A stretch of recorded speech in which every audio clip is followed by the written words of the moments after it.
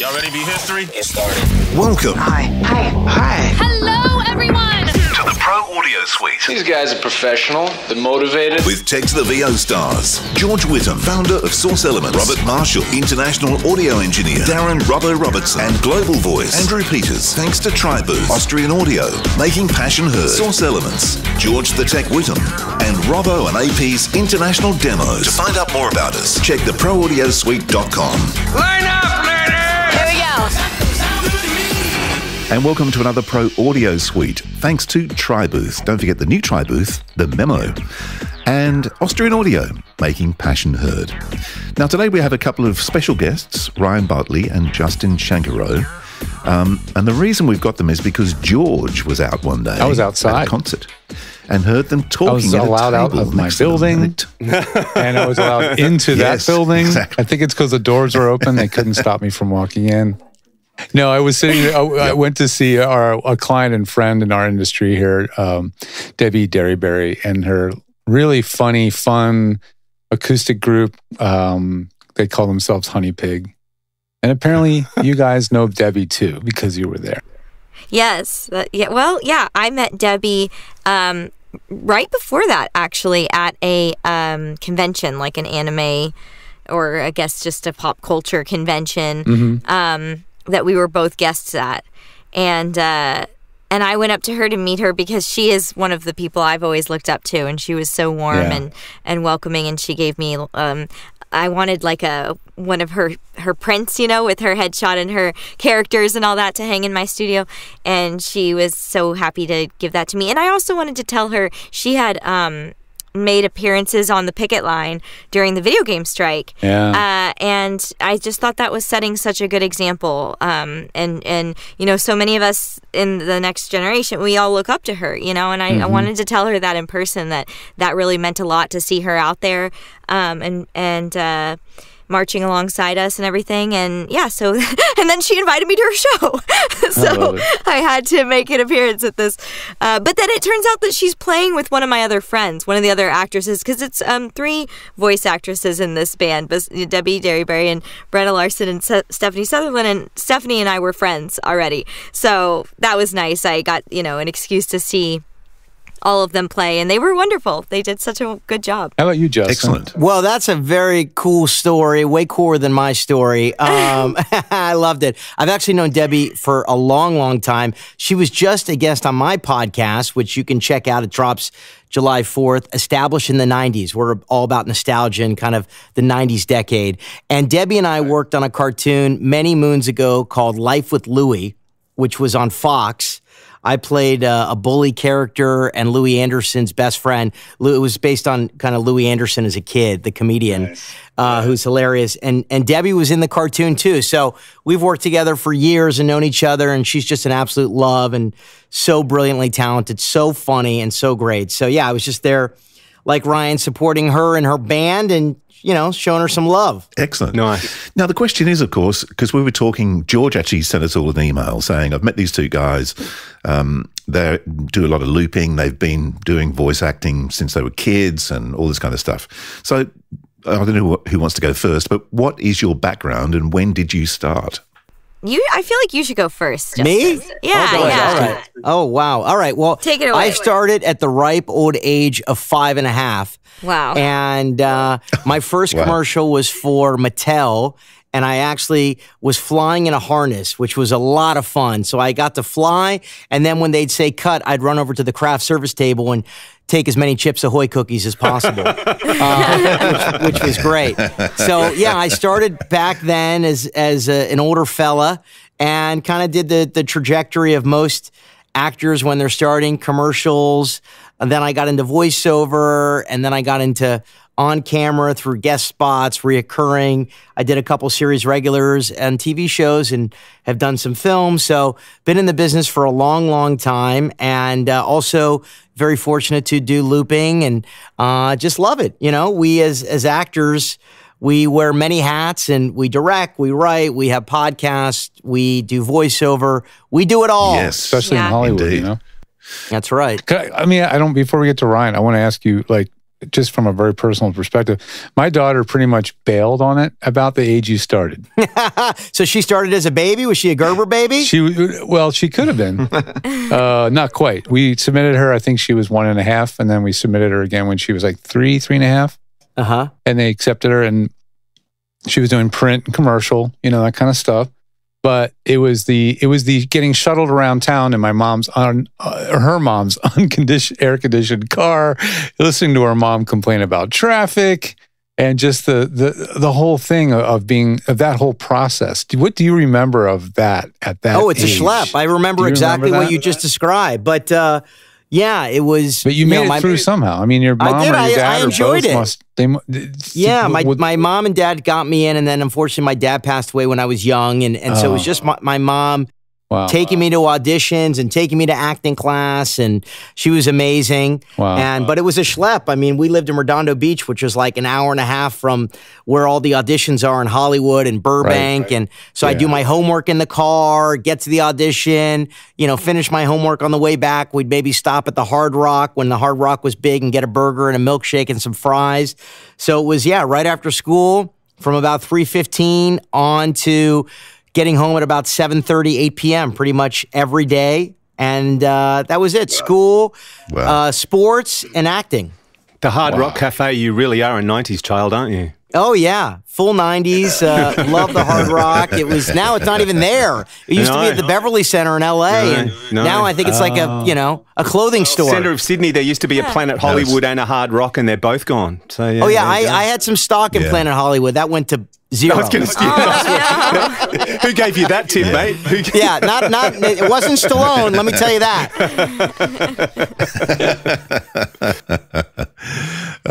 We did it. We did the opening. Well, wife did the opening of Planet Hollywood. What is it called? Planet Hollywood down at the Crown Casino in Melbourne, and Stallone came out for it, and it was so funny because he's so freaking short, and there was a huge crowd. All you could see was lights hovering through the crowd as he was. They were filming him because you couldn't see. And there's Sylvester Stallone somewhere. Yeah, absolutely. That's cool. Come on, Ryan, give us your story. Yeah. So I started acting as a kid doing like theater productions. I did a lot of it started with community theater, and I used to take dance classes and singing, and I played guitar and mandolin as a kid, and I liked performing, so I kind of started doing voiceover because I had an agent for on-camera work, and I was based in Texas, and I started getting some voiceover auditions from my on-camera agent and thinking, oh, this is kind of fun. Like, this is, kind of cool. And I don't think at the time I was yet aware that, there's cartoons and there's all these different types of voiceover, because it started with sort of commercial voiceover work, as I remember. And I auditioned to be on Radio Disney. I don't even know if Radio Disney still exists. I don't think it does, actually. But they used to use real kids to do their on-air promos, and it would be like, Radio Disney, we're all ears. Like their little 98.7, and they would have these real kids do it, and promoting things that were on, like the Cheetah Girls this Saturday at the Honda Center, like that kind of promoting all those sort of spots locally for all over the country. But they had a big office in Dallas, and so I auditioned a few years in a row. I remember not getting picked several times, and they would have these open calls at like 1 year it was at a movie theater, 1 year it was at the Texas Rangers baseball stadium. So they'd be at these public places, where you could come out with your whole family and try to be on Radio Disney, So it took me a couple years to get this job, and I really wanted it. And then finally I got picked, and then I kind of felt that was kind of around the time I decided I want to do voiceover. I like this. I'm having a lot of fun doing this, and I'm starting to get jobs doing this. And I started taking classes in animation, not to be an animator. I mean, voiceover classes for voiceover in animation. And there's a coach out here in LA named Tony Gonzalez that specializes in teaching children voiceover. And he teaches all the kid stars on all the things that kids are stars of, and has a lot of really successful clients. And he was one of my first voiceover coaches. I think he was coming back and forth between Texas and LA. Like, he would do workshops in Texas sometimes. And I was coming out to LA from Texas for pilot season and episodic to audition for, at the time, on-camera work as well as voiceover. But he helped me find my first representation in voiceover. And then I was auditioning for voiceover even when I wasn't in LA. They would send me these auditions and I would record myself and send it back. Or I think at the time I would, have to go to Dallas to rent a studio or something to record myself because we didn't even have the home microphones or anything like we do nowadays. But anyway, I was basically doing these auditions from Texas thinking if I book something, I'll come to LA and do the job, And I did book a little bit as a teenager, a couple commercials here and there, It's always slow starting out and just dreaming of working in animation, And I just kept at it. I took a lot of classes for many, many years. I went to Arts Magnet High School in Dallas, Booker T. Washington High School for the Performing and Visual Arts. Really, really great Arts Magnet High School. And then I graduated early and moved to LA to pursue acting. And I took what would have been my senior year of high school, took it off, tried to audition and, be on that grind. Then I went to USC Film School, when I would have normally, if I had gone to high school all 4 years. So I went to USC, went to film school, and continued to pursue acting and do voiceover auditions while I was in college. And it was still really slow to start getting jobs. But eventually, I just kept at it and kept making connections and taking classes and getting better and growing. You're too stubborn. You're just too stubborn. Yeah, so now I have a career full-time in voiceover, and I do a lot of anime dubbing. I do a lot of loop group work with Justin, which I'm sure we'll get into, but I do a lot of video games, and I'm in the Sonic the Hedgehog franchise now. One of the latest Sonic games, Dr. Robotnik, Eggman, Sonic's nemesis, has developed himself an AI daughter. Her name is Sage. So I'm now in the Sonic. Really? I'm his daughter. Yeah. Can I make a Gen X confession? What? Hearing you talk about Sonic the Hedgehog. Yeah. I was out in the garage on the weekend and I found my old Nintendo 64. Do you know what I was doing last night? What? I was playing Sonic the Hedgehog on my 1992 Nintendo 64. That is very cool. You're going to be a lot of Gen Z people very jealous, I will tell you that right now. I love that. That's very cool. Well, now I'm in the Sonic the Hedgehog franchise, which is a dream come true. But I'm in so many things that I'm proud to talk about. I'm in the Hello Kitty I'm Pom Pom Purin, which is one of Hello Kitty's friends. He's the yellow dog. And we have a series called Hello Kitty and Friends Super Cute Adventures that's in its, I want to say 11th or 12th season or something like that. Yeah. And then I'm just so happy to be in lots of cool things that I'm really proud about and happy to talk about. But we're here to talk about looping. So I've got a serious question for you. Yeah. You talked about how difficult it was to get in. Mm-hmm. How and there's a lot of people who listen to our show who want to be voiceover artists and want to get more work. Yeah. How important is tenacity in terms of never giving up, never going, oh, well, look, I'm not going to get there. How important was that to get you where you were today? I mean, you have to truly believe that you can do this. And it really does take years. I remember even when I was training with the person that I mentioned, Tony Gonzalez, that teaches kids, even back then, he told us it takes about 10 years to get established in this, and he was right.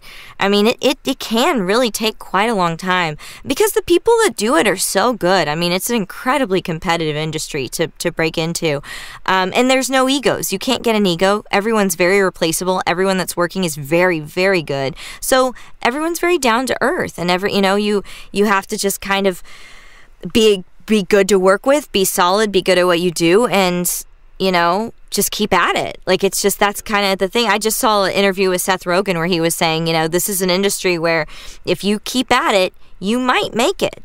If you don't, then you won't. And that's the bottom line. Is given enough time, if you try really hard, this is a thing that's achievable, you know?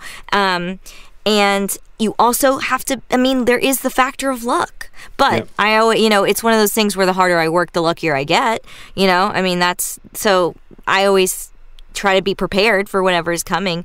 But it's a wild west out there, you know? It's a pretty crazy industry, but, you know, I'm thankful to be in it, and I wouldn't want to do anything else. This is, you know, this is my dream. Well, there might be hope for me yet. 36 years as an audio engineer, I might. Yes, might any day now. Yeah, good. No, it's interesting because it is purely a numbers game. It is, isn't it? You're right. Absolutely. Yeah, you just bang, bang, bang, bang until one of them. But it also never stops, then, though. you know, I mean, you're off. you know, like I said, 36 years as an audio engineer. I mean, I didn't last that long because I didn't sit. I just sat and rested on my laurels. It never stops. The whole, you know. And it doesn't get easier. Like I tell people all the time, like we still have to audition all the time. It's not like the next job is necessarily easier just because you have established yourself finally, you know. Every single time you're going up against the best of the best, you know. So it is something you have to keep sharp and keep proving yourself over and over and over again. Yeah, and you have to make sacrifices as well, like big sacrifices. Even the voices of like really like iconic characters who you think this is the voice of that character. You know, I think of Bob Bergen and Porky. Yeah. He loses that role sometimes. He doesn't get that role automatically. That's not how it works. Yeah. I know he still has to audition for it. Guaranteed. Yeah, nothing is guaranteed. Yeah, there's a new one, I think, actually. I forget his name. I believe he's the fellow Eric. Is his name Eric? Yeah, Eric Bauza. Eric Bauza, yeah. Bauza's, he's kind of become the new wonderkind of Looney Tunes. Mm-hmm. He just has that gift. And they're like, if we can hire one guy, that's cheaper than hiring two. Yeah, that's right. My wife sent me a video last night on Facebook, the guy who does the voice of Tigger in Winnie the Pooh. And he had his grandson, like baby, like, you know, 6 months old, sitting on his lap, and he was talking to him in Tigger voice. It was so cute. It was one of those ones you just go, oh, yeah, okay. That's Jim cool. Cummings. Wow. That's really cool. Yeah. Jim, he's done okay. Yeah. He's done all right. Yeah. He's the last audition. I'll tell you, I get emails from him. Scarlet doesn't work. I'm not kidding. He's on a Scarlet? Really? Yeah. Wow. Yep. Jesus. You think he could do a bit better than that, wouldn't you? Maybe Tigger doesn't pay too much. Whatever it takes. Sometimes simpler is better. As he always would tell me, he's Amish. So you have to think like an Amish guy. Absolutely. So you better that's feel interesting. Sorry, AP, what was that? I was going to say, if you're Amish, good luck with that one. Yes, exactly. Yeah. You got to pedal your bike to power up Source Connect. Yeah. So, guys, you better fill us in. The reason you're here is because we wanted to talk about looping. So for the uninitiated, give us a 50-second rendition of what looping's all about. All right. So if you see Spider-Man flying across the sky and you hear all the pedestrians below going, "Whoa, what was that? Did you see that? Look up there." All of that in every movie, every TV show. We're talking every group crowd scene, every courtroom, every mall, every food court. All the noises that you hear in every movie and TV show is done in post-production by voice actors called a loop group. Because on the set, you know, you've heard quiet on set. They can't let these extras talk because they're recording principal audio of the celebrities, you know. So it's quiet on set. All the things you hear are done in post-production, and that is what's called a loop group. It's voice actors, and we're brought in to fill in all that. It can also be all sorts of other random things, including fight efforts, kiss noises, because a kiss, like the smack, like a noise, doesn't pick up on the mic when the actors are on set doing that. So it's us making out with our hands, making that noise. They do that with a loop group, not with Foley? No, so it's basically vocal Foley by the sounds of it. Yeah, right? we do. Well, it can be. Yeah, that part of it, you know. But and then I don't know if Foley artists also sometimes do it. I don't know. I know that we do it. I know we do it sometimes in loop group. They do the sheets. And then it's also things like you. Yeah, they probably do. They're clean. Also things. I was going to say, also for anybody listening, not watching this because we're seeing each other on video, when Ryan said making out with a hand, she was talking about kissing a hand. Yes. Just to be clear. Yeah, yes. But we also do, it can be things like PAs over intercoms in hospital scenes. Yeah. It can be police radio, any police radio that you hear in movies. It can be airline cleanup edits for, say they're going to put this R-rated thing on the airline, on some some airline, and they need you to pick up a line. So like, for example, I got into this part of voiceover by being cast as a voice match for a on-camera teeny bopper celebrity, basically, and she couldn't come in to do whatever pickup they had, so they needed a voice match, and the person that cast that ran a loop group, and that's how I got into that world. So it's also the people that would hire the voice matches sometimes are loop group leaders. So what about particular stuff like say there was a hostage movie and you never see the character, but there's a dude that's always on the two-way. Is that a loop group, or is that someone that they specifically cast, or does it depend on the director? How does that sort of stuff work? Depends on the director and depends how many lines it is. So if it's not a ton of lines, they might trust the loop group leader to bring in people on the day that are going to be in the loop group anyway, and they will have a few different men do alts of that. So a few different people try takes of that, and then maybe the director wants to decide who they're going to use later when they're editing it. But if it's scripted and it's a lot, like it's a bigger role, then it could be then like an actual role that is cast. And sometimes if it's just a voiceover role, a loop group leader might be in charge of casting that role. It kind of depends on the director's preference sometimes, and then also how much are we talking about? Because if it's more than a couple lines, they have to pay you more too. So at that point, they're probably going to cast someone and have auditions and stuff. Yeah. Sure. Okay, so how many times do you fit in a goofy line? They're like, make a conversation. It's like all this big walla, and then you're like, oh my God, did you see the zit on her face? Look at the size of her ass. My God, that's massive. Yeah. Justin, do you want to take that one? Not too often, because we want to work again. Come on, Justin. You look like the type of guy. Our purpose is to blend in, not stick out. You know what I mean? So it's like we have to, it's almost like, because it's all improv for the most part. Every once in a while, there's a scripted line. They call that a specific, or, they might tell you we have a scripted moment, right? But a lot of it is improv, but your job is basically to do unfunny improv. This is like, don't draw attention to yourself. Like, keep it neutral, keep it ND, which nondescript, and blend into the world so that you don't, because when you want it, if it's good, you won't notice it. It's one of those kind of things. So it's like if it pokes out, then you're maybe not doing it right. That's what she said. Like, do you almost find that if you literally don't use real words, you can go more into the background than if you are saying real words? Well, there's a name for that. It's called chomsky. And it's like where you're mush mouth, like, well, I always say a roll, but not quite like thing. And some directors actually prefer that, believe it or not. There's some shows stylistically they prefer that sound. What's it called again? Chomsky? What is it, Justin? Chomsky chatter. Chomsky. So it's more like a walla as opposed to actual specific words that you're saying. You just it's kind of it's like imagine if you had marbles in your mouth, so you're not fully making out the words. So it's just really good to kind of blend into the background and create that. Yeah, it doesn't fight the dialogue so much. Yeah. It's like speaking in words, but not quite as. You mean speaking in tongues? In tongues, right. Speaking in tongues. Speaking in tongues. I was going to say, it's speaking in words. Isn't that what everyone does? Well, I don't do that personally. It's kind of like a mush mouth version where you're like, oh, I'm going word, but not quite word. Like, it's kind of that thing.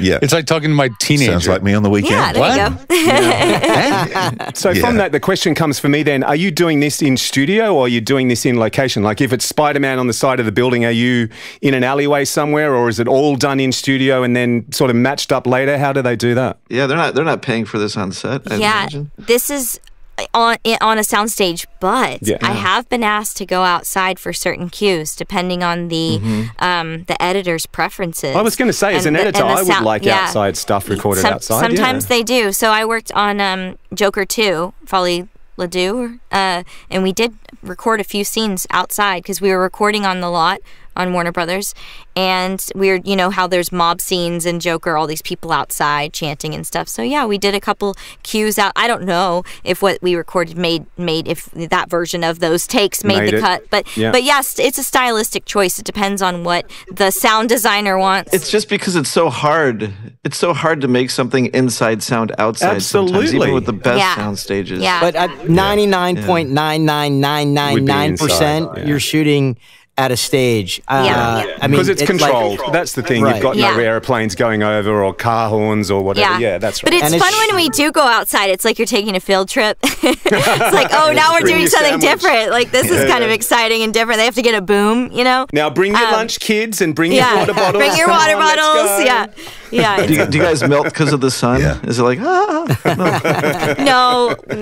I mean, I think we leave that for like the end of the day kind of thing. Yeah. So come on, name drop, both of you. Anything big that we'd know? Not that we'd know. Not that we'd heard you in, but what, where would you? I want to hear. Yeah. What are some of your coolest ones, Justin? Yeah, come on. Let's go on. I have a fun one. I was in. This is way back in the day. I got called to come in to do Good Will Hunting. And just because Gus Van Sant was directing it, and I was actually a huge fan of him. I didn't know any of the actors in it because they were just beginning, and we had to audition. It was Eric Von Denton, who I don't think works anymore, but he was a pretty big '90s star. It was myself and like 6 other actors who auditioned on the stage, which is very rare. Usually you go in, you have the job, but we had to audition for Gus Van Sant. And he chose Eric and I, and we went on the stage and we performed in this scene. I don't know if you remember the movie, but it takes place on a basketball court, and we played the kids at one end who run over and are yelling, at these other kids to beat the hell out of Matt Damon. So we had like Boston accents and we're cursing and yelling. And Matt Damon came up to me, and I didn't know who Matt Damon was or Ben Affleck was. I thought they were PAs because they looked so young. And he came up to me and he said, "Hey, thanks so much for coming on." And I said, "Yeah, of course. I'm thrilled to be here." I was 16. And he's like, "Can I get you anything?" I was like, "A cappuccino would be great." And so Matt Damon brought me a cappuccino. Wow, you did? Yep, that's right. Awesome. And then, suddenly 9 months later, I was watching them win the Oscar. So that was fun. Wow. 4-Year-Old Virgin was really fun. I got to work with Seth Rogen, kind of going back to what Robert was saying. Usually 99.9%, just like Ryan mentioned, we're very ND, blend in the background, no cursing, you don't want to stand out. But Seth, who was in the film and produced it, was there with us, and he wanted us to go buck wild. So he's like, "I want you to curse up a storm. I want you to go wild." And we were it was like the nastiest bathroom humor you would ever imagine. One of the most fun days I've ever done looping. What scene was that? Oh, it was like half the movie. Oh, okay. So a whole bunch of them. Oh, yeah. Right. I mean, we were cursing. Yeah. I'll give you just the last one. So can you ever pick yourself out when you watch the movie? Yeah, sometimes, because I have kind of a little bit of a distinct voice. You can hear, I did B-Movie a lot with Jerry Seinfeld. I did ADR. I'm all over that movie. But there was another movie that Actually, tell me about B-Movie, because that's one of our favorite movies in the house with the kids. Oh, really? Yeah. So I played one of the beekeepers in ADR. They got called in. I worked on it for like 3 days. Every day, Jerry Seinfeld had a different Porsche that he'd show up in.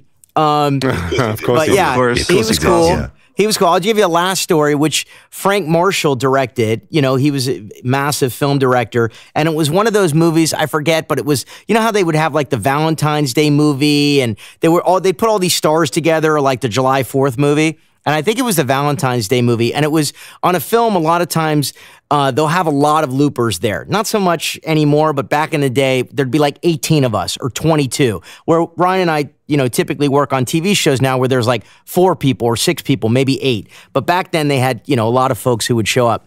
And there was a kissing scene. And like Ryan mentioned earlier, you take your hand and you kind of kiss into it.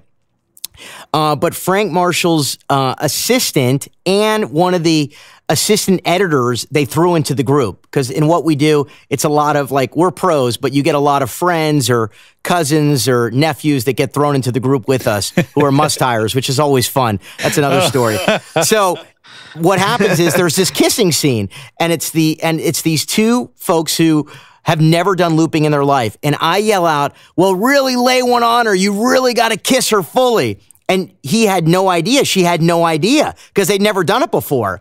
So we hear beep, beep, beep. And he turns to her, grabs her, and gives her a full kiss with tongue. I was dying. Everybody was laughing so hard. Oh my gosh, that was one of my funniest moments. That's awesome. That's awesome. Yeah, that's a classic. So yeah, I've told this story before. I've told the guys this story before, I think. But talking about like ADR or picking up lines, it was a movie. Russell Crowe had done a movie. I think it was called Pearly something. I've never seen the film. Anyway, so I get sent an audition from my agent to say, we need to do a pickup line for Russell Crowe. And I'm like, okay, it's cool. I can do that.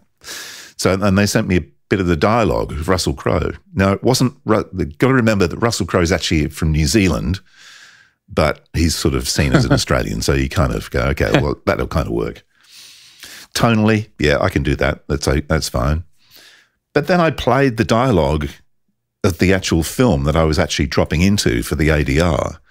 And it's Russell Crowe, who's a New Zealander, grew up in Australia, playing an American Irish guy in New York. Holy smoke. I'm like, are you kidding me? lad. Yeah. Aye. That's a lot of layers. Yeah, that was That is fun. a lot of layers. Obviously, I didn't get that Absolutely. gig, but Totally. Ryan, lay down some of your faves. Oh yeah, so well, I'm very honored to have gotten to work on a lot of the Marvel movies, including Infinity War, all of the new Spider-Man movies. What is it? I think Homecoming, Far From Home, and No Way Home. A few of the latest X-Men movies, Apocalypse and Dark Phoenix. Some really cool animated movies like Boss Baby, Captain Underpants. What else? Oh, I have a cool little line, a moment in the new Lilo and Stitch. Oh, nice. The new live-action Lilo and Stitch. It's me that's the aardvark-looking alien that says something like, in 12 hours he's expected to land on a planet called Earth, and so I mispronounce Earth. Typecasting. A classic moment that's also in the animated film, but in the live action, the new live action one, it's me.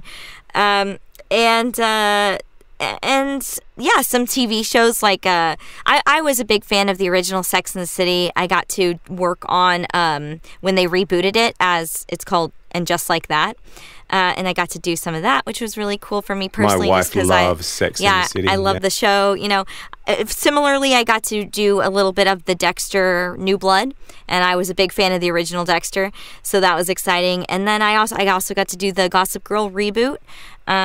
So it's you know, a lot. We're in like reboot, you know, sequelville. So it's a lot of those. But it's cool when it's like something that you worked on or that you watched in the day. Yeah, and it's like, oh, now it's back and I get to work on it. And then a couple others are like I do The Boys and Gen V. So yeah, just like a lot of cool random, and those are shows that I would watch. Like these are great shows that I enjoy. The Boys is pretty violent, but like these are shows that I they're very critically acclaimed. They're really cool shows, and when we work on them, we get to see it before everybody else. Totally. So it's cool if you like the behind the scenes of movies. I went to film school, so I love seeing the different stages of a film, and we're seeing it when it's pretty close to being out, because this is one of the last things that happens. Last minute stuff. Yeah, this is after in the post-production. audio mix is done. So it's like, it's already, for the most part, picture locked. They've made some decisions, and they're feeling one way or another about the product. By this point, they're either nervous or they're excited. Sometimes they know they've got gold, and sometimes they're nervous, and you get to see that, And so it's fascinating from like the behind the scenes perspective, and then just some like a couple of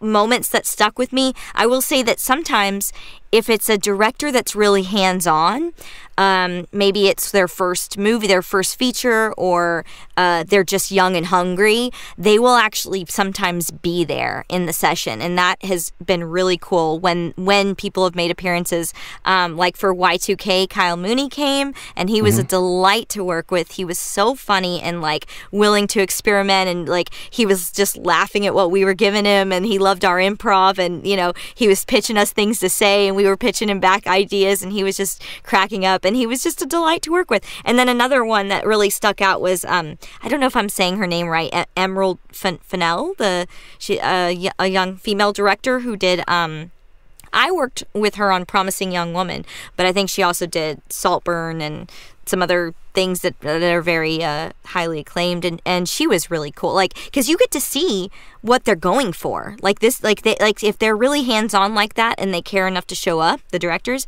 then it's because they're using the sound design in a very effective way, that they want to capture some sort of tone or flavor that's like really important to their overall theme or vision.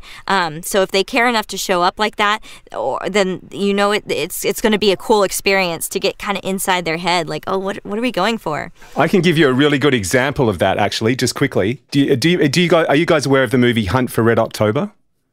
Of course, it's fantastic. Yeah. Okay. So, it's for those who don't know, it's about a Russian submarine that they've developed a silent drive for this submarine. So effectively, as part of the movie, it can park nuclear missiles, 100 miles offshore of LA, and no one would know it's there. The captain of the Red October, he's Scottish. He's Sean Connery. He's a Scottish Russian. Yeah, that's right. So anyway, the story goes, and I've had this confirmed by a couple of people, that the movie was actually pretty much finished, right? But the issue the director had was that obviously you can't have nothing in a movie. You can't have complete silence. You have to have a sound for the silent drive. And the director was never happy. Every time they sat him down in a theater and showed him the reel where the first time the submarine engaged silent drive, he was like, no, it's too noisy, or it's not this, or it's not that, blah, blah, blah. And this went on for weeks. And finally they had a showing for the director. And again, it was like, no, there's this wrong. And the sound designer guy goes, fuck this, this is just bullshit. Fucking storms out of the room, goes up upstairs and is sitting on the roof smoking a cigarette, and there's an air conditioning vent next to him. And it's rattling. It's going dong dong dong dong dong dong dong dong dong dong dong dong dong dong. He goes downstairs. The director's leaving. He says, give me 20 minutes. Just go and have a coffee, come back in 20 minutes. He went upstairs with a location recorder, recorded this thing, took it downstairs, spun it around, slowed it down, blah, blah, did this, did that, threw it into the scene. Director comes back and goes, that's the sound. Yeah. Inspiration. So, there was also the other thing with, remember Red October, that story about the submarine where there was not enough height to have a boom? Yeah. Oh. So the guy was live mixing. They just they had mics all through the cabin. Through the thing. Yeah, and they were recording. Yeah. So as he's walking, he's switching. Well, you can't do wireless as much in a submarine either. It's no, you can't do anything. They just had to have all these mics all the way down through the cabin, and he was live. Was it a submarine or was it a set? It probably wasn't like an actual metal. Yeah, a set, but a set of a submarine. Yeah. Like, thanks, there was Robert. no room for a boom. Thanks. Yeah. No room for anything. Yeah, the ruiner. Can't watch that. So when the pandemic hit you guys, was it a freak out moment for the two of you, or did you already have a well-established home studio and you're like, hey, we're ready to rock? What was that like for you guys? I think it was, it was fine for us, fortunately. I mean, work definitely slowed down initially because it was kind of like, what is going to go on? How long is this going to last? Are we going to be back on stage? And then once it kind of settled in that, no, this is how it's going to be, I mean, I'm pretty sure, Ryan's got a pro setup, and I had a fine setup previously because we've been auditioning for voiceover remotely for years at this point. I mean, we used to always go in to audition at our agents for voiceover auditions, and that's gone away for, quite a long time. But did you guys consider your studio, though, a audition studio, or were you doing work at home on a regular basis? I was not. That's a good point. I was not either. It was mostly auditioning. Yeah, there was a time where, when COVID hit, where everyone had to figure out how to do this remotely, something that really benefits from having all the actors together on a soundstage. So there was like a period of a couple months where people were kind of like figuring it out. But once we all learned how to do it this way, and got used to the new recordings, different websites that we were using to log on, some editors actually kind of liked it better because now they have everyone on ISO, and they can make it what they call denser or thin it out. So it's like if we're doing a crowd scene and there were too many voices, everyone's on ISO. So now you have a little bit more freedom. And there's the problem. Not everyone's in the same room though. So you also have this blending issue. It's like a benefit and it's harder at the same time. I think harder work for them to put it all together and to make everyone sound like they're in the same room. But if you like the control, then I'm still working on a show that the editor likes the control. Like that's how they they prefer it that way. So they never, I don't know, they didn't go back to in studio for this show. Never came So back. yeah, so it just depends on the preference. But before the pandemic, I did have this booth, and I was only using it for auditions. This was my and auditioning is a big part of our job, so I was using it a lot. Yeah. But not, I did not necessarily have to have my audio quality perfect. Do you audition as a group? No.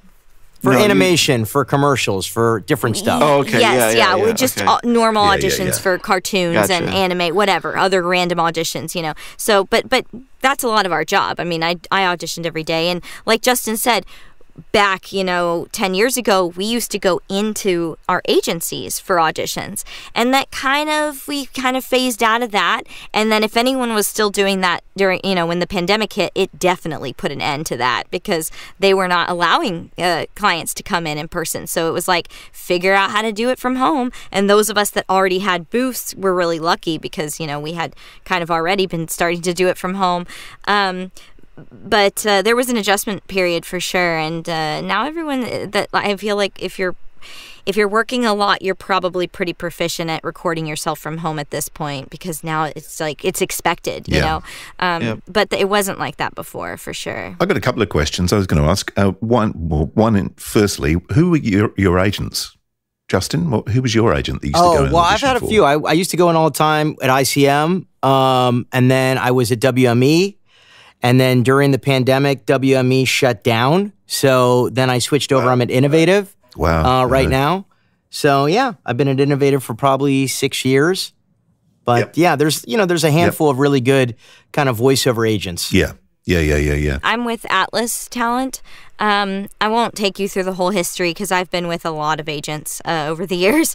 But I actually, believe it or not, have never physically been into Atlas, because I signed with them I think maybe 2020, early 2023 or something like that, I want to say. I forget. But it was after I was already used to recording my auditions from home. So when I met with them about representation, I think it was just a short conversation over the phone. And then I sent them all my demos remotely, and we never had a face-to-face conversation. And it has been fine. Like, they know what I sound like. They hear my auditions. They know how to pitch me. They book me. It's all good. Like, I have never had to go over to their office, and who knows if I ever will. Why would, like, we handle so much of our business over emails, and I'm recording my own auditions.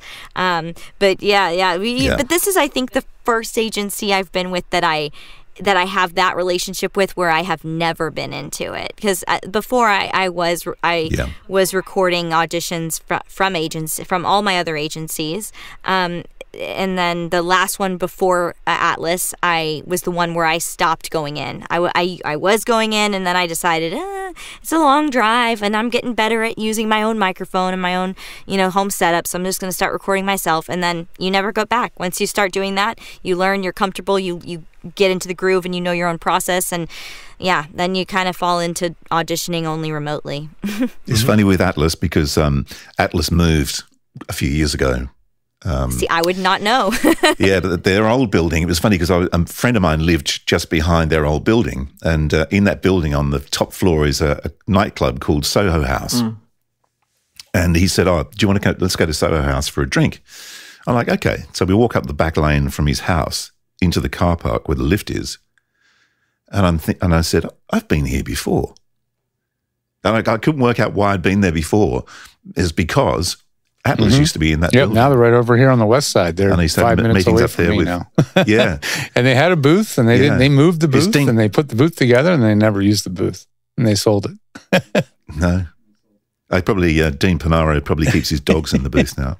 No, that booth's gone. So here, I have a question. Do you ever have to do accents from within the crowd? Yeah. It comes up? Okay. Sure. Even though you're blending, there's still that kind of detail, or that well, usually it's done separately. Usually you'll do like a kind of an accent track separately. So I mean, I was just working on a show last week where we were doing Chinese and Russian. So they're gonna not typically do the English pass in the same way. That way they can ISO it out or mix it the way they want it. But yeah, we do English accents and accents from all around the world. All the time. Gotcha. And languages too. I mean, as a looper, I speak a couple of languages. A lot of loopers speak many languages. Okay. Wow. Yeah. I was gonna say, because sometimes I've found this trick, and so I do commercials, and I never have the luxury of having a group. So I'm always rummaging through the sound effects library. And one of the tricks I use is I love like a Dutch crowd in an English spot, because then there's no words that pop out. It's all like what it's basically what you were talking about. Yeah. Right. So I'll specifically go like, hey, give me like some other language here, because we're going to lose Justin in 1 minute, just FYI. Oh, sorry. Yeah, okay, Liz, before we go, anybody who would like to become a looper or thinks they could do it, a bit of advice, and should they even? And should you move to LA to do it? I mean, we're very fortunate to work in looping. It is an incredibly small niche group of improvisers and voiceover actors that do it. But kind of, I would go back to what Ryan said earlier. If you're passionate and hungry about something and you really feel that you have the talent, you want to do it, then I would say it's absolutely possible. There are some loop group leaders who have classes that they teach, and I would highly recommend, if you were a total novice, that would probably be a good way to try to get your foot in the door. But it's definitely a small group of actors that do most of the work, and it's very hard to break in. It would have to be age diverse, though, wouldn't it? Like, you'd have to have a huge age group, because, I mean, you could be very specific in terms of what you wanted in terms of your loop too, right? Yeah. I always tell people to take their voice matching auditions seriously, because that's how I got in. And it's not necessarily a glamorous job to be the airline version of an edit for a famous person. You know what I mean? What? But like, that's how I made those connections, was booking a voice matching job for a live action movie that no one will ever know that I did that one line, you know what I mean? But it led to other things for me. So just taking every opportunity seriously and trying your best, and, you know, being pleasant to work with and reliable, and, you know, that's how it happened for me. So that's what I tell people. That's a great answer. I got to pop because I'm taking a stand-up comedy class because I'm not funny. But it's just, we always got to be studying and adding more tools to our toolkit. This was great. Ryan is amazing. You continue with her. I'm in the back seat anyway. And thanks for having me on. This was a lot of fun. Right. Thanks, Justin. Cheers, mate. Justin. So, Ryan, I'm interested to know, obviously they have ideas about what they're looking for, but are they very specific in terms of what they'll ask for, or is it some of it left up to you guys? Yeah, I mean, it depends on the movie. It depends on the team. But most of them care very deeply about what they're doing, and they're very specific about what they're looking for. That's why, they're spending money and time on this part of post-production specifically. And this is a serious thing. Like this, they want the best of the best, and sometimes they have very specific things in mind that they're looking for, and they're not gonna phone it in on a multi-million-dollar movie. Like this, like every stage of this has to be good. They're not gonna fumble that close to the end zone. When you're talking about one of the last parts of post-production. So they're pretty precious about some of these, depending on the high profileness of the project, or I've even had cues where something very secretive happens in one of those really big movies like that, the Marvel type movies, where it's like this really secretive project where they actually won't show you the picture. They tell you a vague description of what's happening, because they can't even literally tell you what's happening because it's so NDA and it's such a high profile thing, that they give you just a description of something similar enough to get from you what they want. And that would only happen in cases where it's like, this is the twist of the movie, this is the climax, Luke, I am your father. Yes, those really intense, those really, really important moments where they cannot trust to let this out at all, because the whole franchise depends on it. Turn your cell phone in. Oh yeah, when you walk into the place. Yep. They have tape that they will wrap around it. No, I haven't seen it. For some studios. So so that's happened before. So they they take this all very seriously. Like, they definitely want a certain vibe, and this is not like phoning in it. Even though it sounds like this is background noise, this is mumbo jumbo in the background, doesn't matter. I promise you, it does matter. For Spider-Man Homecoming, he goes to a science magnet school. He goes to a tech high school, a technology high school. So they told us before the session, they said when he's in one of his classes, they're teaching Bohr's theory of the atom on the board. So look up that. So we had to be in his classroom sharing notes about Bohr's theory of the atom. It's that specific. It's not like they don't say, classroom stuff. They tell you what subject, what is actually on the board in the background, and they want you to research that when ahead you're of time. a bunch of nerds making content for nerds, you got to be accurate. You know what I mean? It's something you would never notice if you watch the movie. You barely notice. Next time you watch it, check it out. You'll see that. Oh yeah, that's what they're studying, and that's what the Loop Group was talking about in that moment. Cool. And even if it's just little whispers to someone next to you in class, But we had to be like referring to that. That was what was happening in that world. So it gets really specific, and they want it to be as accurate to what it would be really happening in that moment as possible. Have you watched any of the studio on Apple TV? I have, yes, yeah. Do you watch it and laugh? Do you watch it and cringe? Do you think it's so accurate? It. Do you love it? I love it. But I also have only seen the first, I think, 3 or 4 episodes. Okay. So if it gets into sound design, I haven't gotten there yet. No, not really, but it's just, the oneer.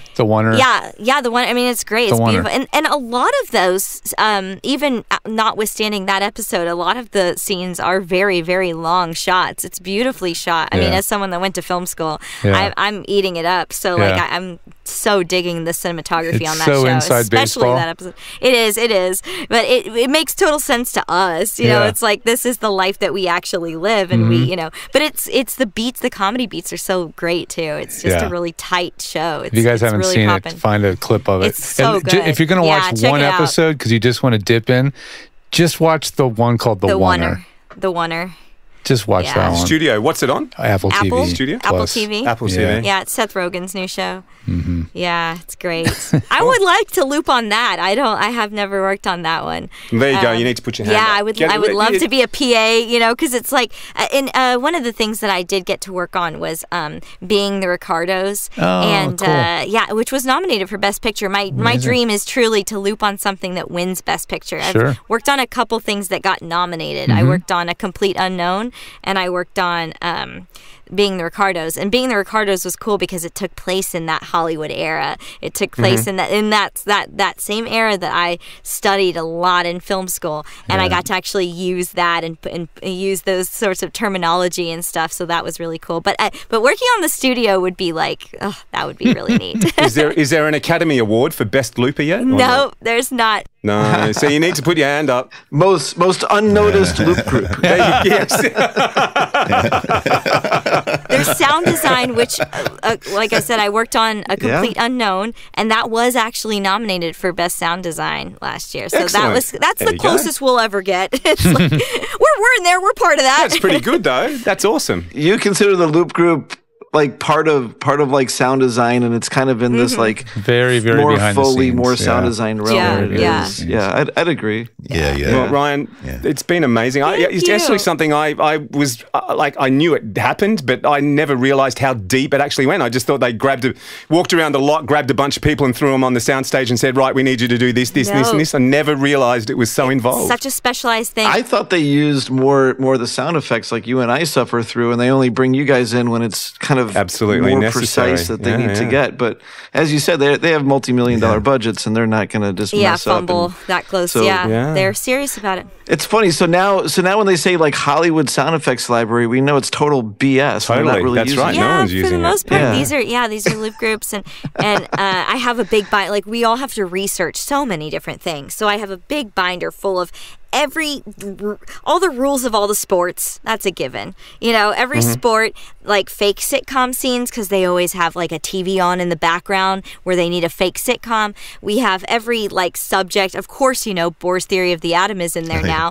But I looped on on a show about girls skateboarding. It's called Betty, I think, on HBO. It's all skateboarding. So I have the anatomy of a skateboard.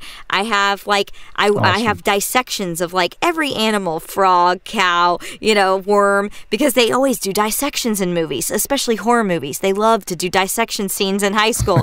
So I think that one was from maybe Slender Man or something. I think it was Slender Man that I had to research, initially, my first dissection. Yeah. But now I have every animal. And it's like, so we have this just giant binder basically of research of like a crazy amount of random things that that come up in movies. And there's some things, like I said, dissections, sitcoms on TV in the background. There's some things that come up all the time. Prison PAs, radio cop, police radios, emergency responders on site, EMTs, all that kind of stuff comes up in like every TV show and every movie. So we have a lot of that, but it's a lot of research. Like that's part of our job is look. So do you watch a lot of cops to research your police radios and all that sort of stuff? Is that how you do it? We were like, one of my coaches is like, listen to police radio scanners. You can listen to it. It's a public, there's an app. So we are expected to literally be getting accurate stuff that would really be said on a police radio. Ultra precision and improv. it even gets down to like, we have to know the codes, 10-4, whatever, your basic codes. And we also know like there's some specialty things for different major cities. So it gets that specific. I have maps. Every borough of New York City, I have maps of, so that I can say, he's in Midtown right now. Like, pick out so street I can names and stuff. Pull out street names, pull out, yeah. areas and stuff like that. And they'll tell you. They'll say, this is Greenwich Village in this scene, and we'll flip to our Greenwich Village notes, Wow. So it's that specific. So it's a lot of research. That's right. And this is... They're relying on you to do a lot of that. That's they so are, aren't they? Isn't that incredible? Just give you... that's you say a amazing. bunch of these words within here, like make it up, and here's your... That's interesting. Yeah. Really? It's a lot of improv. I do find that true. It's like weathermen, and it's like sometimes trying to find the right little piece of nothing that's on the TV in the background is really annoying. I know. And've done it a bunch. I've gone into the booth and just said whatever it is, like trying to be like because it's like, and you're searching through the sound effects library for 40 minutes. You're like, God damn it, I'll just go in there. Right. And it's easier sometimes. That's why isn't it? we haven't been AI'd into oblivion yet, because it's still harder to dig around and find just the right library thing than it is to just get your fresh thing from real actors that are going to make it custom for your movie or film or TV show. And another thing that comes up all the time is QVC. I don't know why. Yeah, like selling watches on the TV, and it's like someone falls asleep in front of the TV. It happens in like every horror movie. It's Well, sound effects guys can only use the Wilhelm screen so many times. Yeah, exactly. Or can they? Yeah, that's right. I find a way to put on everything. It's like, that's never going away. That thing that will always be around. There you go. Yeah. Well, right. I don't think I'll ever watch a TV show or a movie the same now. I know all this. Thank you. Yeah, listen closely. So much for your time. Thank you guys. No, thank real you. Education. It's been such a delight. Thank you for having us. We had so much fun getting to chat with you guys, and I love seeing it from your perspective too. That's fascinating, and I'm glad to know that it takes you time to dig through those libraries, because we don't want to be unemployed. You'll be right. No, I would say it's not just a luxury, but actually it would save time. But one question I had is you guys are on a flat rate. There's no residuals. There are residuals. I'm assuming. Yeah. Oh, cool! Wow, that's cool. Yeah, there are residuals on all the TV and all the films. So, see, why don't sound designers get residuals? I know. That's right. I know. Totally. No, and we're very grateful for that. I mean, it's a scale day rate, and we get residuals. So this is how a lot of us qualify for our health care through the union.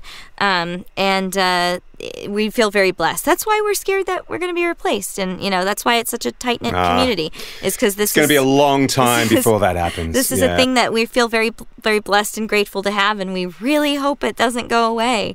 But, we'll see. We do not take it for granted. I think that we kind of think that they're going to try to AI us out of existence, but I think they're going to fail. Like, it seems like they're going to try, and then they're going to realize, that took too much time, and that was harder than just hiring real people. It's going to be like the sound effects library. Yeah. It's going to be more of a pain, too much time, and you're going to get better results faster with artists than you are with computers. I hope so. From your mouth to God's ears. I hope so. That's the hope. And I think so far, I mean, look, AI is not new, and I had a Loop Group gig this morning. Today, remotely. We're still doing it remotely. And I did it from home with a group based in New York. And so it hasn't replaced us yet. It still is not there, but we don't know. I mean, we are not taking anything for granted. We feel very thankful to be still doing it, but of course we're very aware that could end. We just don't know, like, is AI gonna get that good or not? I don't think so, because I have to think that. I'll say this: it's going to be good at multiplying you. So there's like, for instance, they'll do this already. You have like a stadium full of people, but really, the stadium's only filled with like the first 10 benches, and then software is like able to like replicate it. So I think that they'll be able to use AI to double up and to create variations. But there's going to be a need for initial like setting the stage and getting the basic kind of sound of whatever environment it is. And that's where you guys are going to come in. But there's going to be tools where you're not going to be doing like, all right, let's layer that 8 times. The software might layer it 8 times for you in the future, things like that. Yeah. I mean, hopefully, because that's like one of the harder, more tedious parts of our job. We'll see. But I mean, there's so many things, there's so many cues that we're talking about that we also cover that are so specific. Like I said, my line in Lilo and Stitch, I mean, that was done in a loop group day. Like, that's not, that's a line. In one of the Spider-Man Far From Home, there's a moment where he passes someone on the street and the lady says, knocked monkey, and runs off. And he's visiting Germany. That's me saying knocked monkey.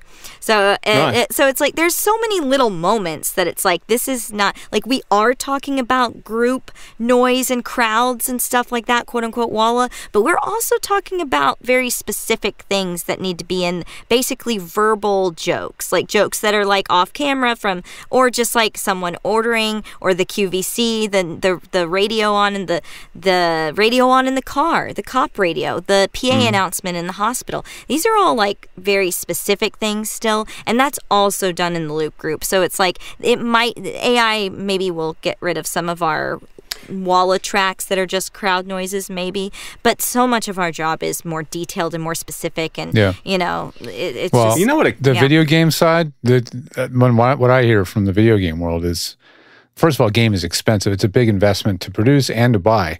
It's not something you can just download on Netflix, right? It's a big deal. And the fans are extremely ravenous about quality.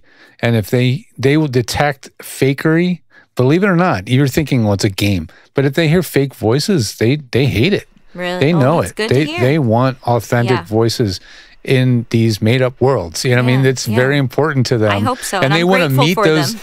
No, and they want to go to Comic-Con. And they want to meet the voice of that thing, and they want to take a picture of that person, get a signed.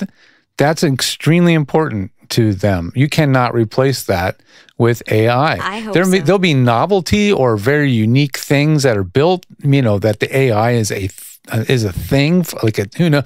But I mean, it's not going to replace the human element. I keep saying that. It's not. Yeah, I mean, I'm really hoping. I sometimes wonder, do these producers, whoever owns the content, the license holder, do they know that the actors themselves are so important to the fan experience? That's good. I don't know. Yeah. Do they care? I don't know. But I have to hope. I'll tell you, there's directors, and I tell this story, and it just warms my heart. My friend was trying to do a ADR line, and the actor couldn't hit it very well. At the end of the day, actor's gone, and my friend, the engineer, basically goes in and fixes it and comes up with an option using AI, and he calls up the director and he says, I got it fixed. I don't think you're going to like how I did it, but I got it fixed. And the director says, I don't want to hear it. I don't want to like it, and I don't want to hear it. And don't just forget it. Like, we got what we got that day. It's good enough. And that was, some people don't even want to have anything to do with it within their productions at all. So it's, yeah. Well, that's good. I mean, like I said, I had a gig today. So as of this moment, I am not personally experiencing, necessarily a slowdown or being replaced yet. But I am also acutely aware that could happen at any moment. So, I'm grateful from my perspective. It has not happened. The things I'm working on are high enough profile, and they have the big enough budget where they still want the real deal. They still want real humans, but who knows? I mean, I'm not going to hold my breath because, in other words, I'm saving my residuals, we just don't, and thank goodness for those, but we just don't know where this is going, and we have to sort of plan for the worst, hope for the best, plan for the worst. But but I'm going to enjoy it while it lasts. I'm grateful to be here for now. Anything could end, you know what I mean? So I'm just gonna enjoy it and try to be as good as I can at this while I can. And I always say, in terms of voiceover, if this is going extinct, who knows? I'm going down on this ship. Bottom line, this is it for me. So I will be one of the last voice actors standing if that's what happens. But as you say, hope we have jobs. You have no other marketable skills. Yeah, exactly. Completely useless. I know that feeling. I'm a total bum. Yeah. I have no other skills whatsoever. Yes. Well, that was fun. Is it over? The Pro Audio Suite, with thanks to TriBooth and Austrian Audio. Recorded using Source Connect. Edited by Andrew Peters and mixed by Robbo. Got your own audio issues? Just ask Robbo.com. With tech support from George the Tech Whittam. Don't forget to subscribe to the show and join in the conversation on our Facebook group. To leave a comment, suggest a topic, or just say g'day, drop us a note at our website, theproaudiosuite.com.